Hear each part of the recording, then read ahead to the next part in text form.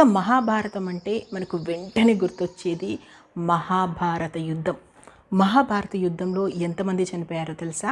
అక్షరాల 76,44,320, అంటే 76,00,44,320. ఇంతమంది చనిపోయారు.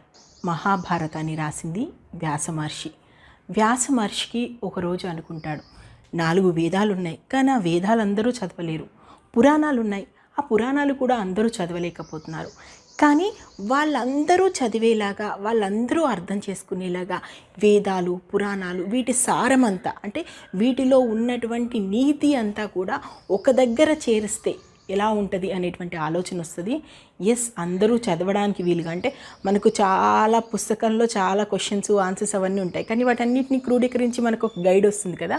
సో అలాంటి గైడే మహాభారతం.